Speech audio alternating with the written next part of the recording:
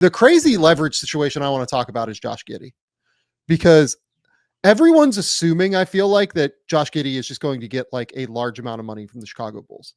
Is that kind of where you're at on this, given that they traded Alex Caruso for him? Nope. One, not to be a complete jerk about it, but I don't necessarily trust their trade logic on things generally in I Chicago. So I normally, if this was another team, I would probably be in the same, more of that boat of they give up a really valuable player and they're getting somebody back. But I am more of the let's see what this looks like, because holy crap, as currently constructed today on the day we record this in the middle of September, there's a lot of guys who need the ball in their hands on that team. And I have no idea how that's going to go for Josh Giddey. I've had people say, well, Oklahoma City had a lot of guys who needed the ball in their hands. Not like this. This is like a whole other thing. And in Oklahoma City, things were very like, there was a hierarchy. Here, I don't know what this hierarchy is anymore, because not much about this team makes a whole lot of sense. And that is what they can leverage. And that's what I'm fascinated to find out about. Because if you're Josh Giddey, you're a player that I think actually needs the ball in his hands to thrive. You're somebody who like needs to be able to play point guard, to be able to, continue to bring the ball up the court, because you are not a great shooter. He got better as a shooter throughout the course of his time in Oklahoma City. And I think that went like a little bit underrated, but he's not an awesome defender. I think that is very real. And while he's developing as a shooter, you don't want him without the ball. And this is a contract year right now. So in this contract year, Chicago has the ability right now to really squeeze him.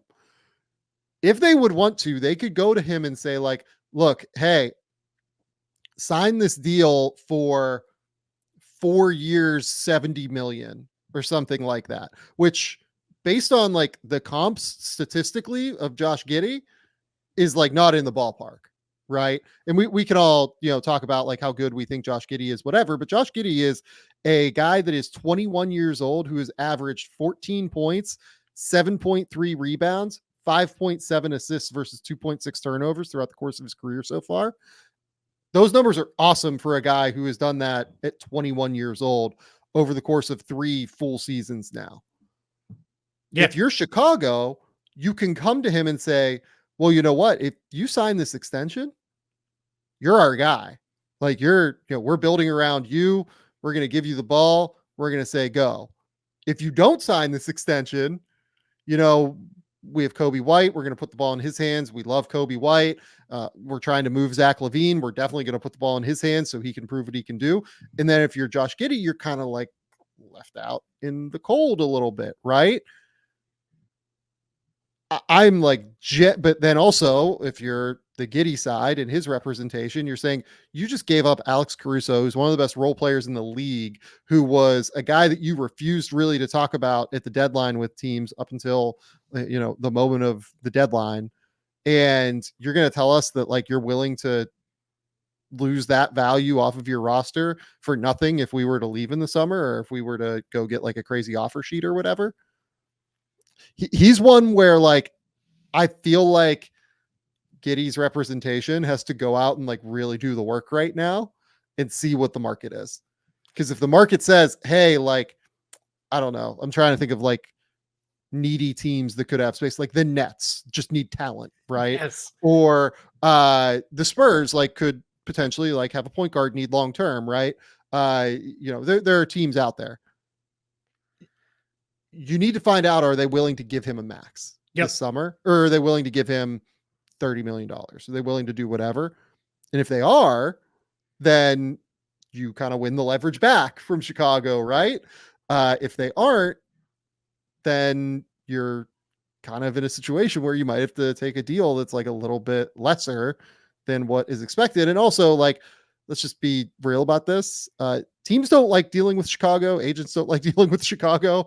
It's not super easy by and large. So like this front office doesn't make anything easy for anybody. So it's fascinating across the board, just wherever you want to go with that. No, you're on it. And I would even add in Lonzo Ball's going to play. They're going to give him reps. I don't know how long it'll last. I don't know what it'll look like, but everything out of there has been strictly if for no other reason how hard he has worked to get back. They're going to give him some time. And just there's only a finite amount of possessions each game that everybody can touch the ball.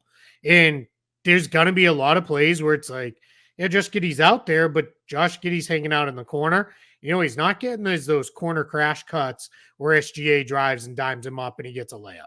Because the Bulls playmakers, just Lonzo will be, but we don't know what to expect out of him. Levine's a score first guy. I love what Kobe White has grown into. I think he's really improving as a creator, but he's a score first guy. Then you have Pat Williams isn't setting you up. Vooch is a good passer, but I don't even know what's going to happen there. The big questions that I would be asking internally and from the Giddey side is, what are we trying to do here? Are we trying to chase getting back into the play-in tournament in the 8th seed as quick as possible? Or are we really saying, all right, clear out Levine, clear out Vucevic, we're starting over? Because if I'm saying that maybe should where am I at with Giddey? It sounds odd to say it, but in some ways, if I'm like starting over, I might feel even better about let's sign him. Because then if I'm starting over, it doesn't matter if the contract goes a little sour. It'll run out by the time we know what we are. If I'm not starting over, if I'm trying to be good again, I might be like, I don't know that I want to lock him into a deal that turns into our next bad contract. I want to be very careful with that. So it's a little bit of a weird place with Chicago. And like Bulls fans are like, it's been a weird place for the last decade. Like you talk about 2 decades, but it is like, it's to me, it's you, it sounds weird to say it this way, but I really kind of think with Giddey, it's either you got to commit to him or he should be gone by the trade deadline and he shouldn't even be messing around. Like, I don't know that there's an in-between there where it's, let's just kind of see how the season goes and figure it out. Because I think there's a good chance he averages close to a triple-double this year. I agree. And then it's going to be, hey, he averages a triple-double. And no matter what, you and I and every other reasonably smart basketball person feels like, yeah, but it's not real. That becomes a selling point. That's still real to an awful lot of people. And it's going to be, you better pay him. He averages triple-double. Where are we going to go? I've been telling everybody, I give very little fantasy basketball advice because I'm awful at it. Go get Josh Giddey because he's going to fill up the stat line for you every single night. Yeah, like, again, if they're willing to like put the ball in his hands, he's going to average 19 or 18, 9 assists and like 8 rebounds. Like that's real.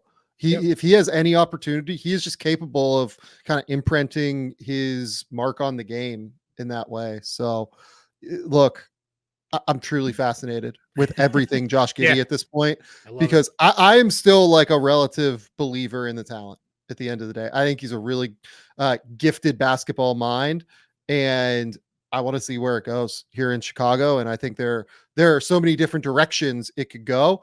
If I'm them, I don't think the price point's getting any cheaper than what it is now, though. I agreed. Like it's either you're keeping him and you should try and get him now. And, look, like, would you pay him for 100 if that's what it came down to? Yeah, I probably would, just because I think I would too. Yeah, 25 million. That's not, I'm not going to stress about that. Like I think I would too. Yep. We talked about that earlier, right? Kind of with Jalen Green. It's the same kind of conversation. 25 million. I can always move that without having to attach crazy stuff to get off that kind of money. And somebody else will see Josh Giddey and be like, you know what we need? We need a big playmaker. And we've got enough other guys that can handle the shooting. We're not worried about it. There'll always be someone that will buy into a 6. I don't know, what is he now? Like 6'7", 6'8", 6'9", whatever he is. Yeah, he's big dude. 6 whatever. That's a good ball handler and good passer. Somebody will always buy into that and believe, we'll put 4 shooters around him and make it work. Honestly, like, I wonder if you could get to like 4-115 even. And like, that's a big number, but I like, what else are you doing if you're Chicago? Like, he and Kobe White kind of work together. Ayo Dosunmu and he are intriguing as long as Io's shooting leap from late in the season continues. I'm intrigued.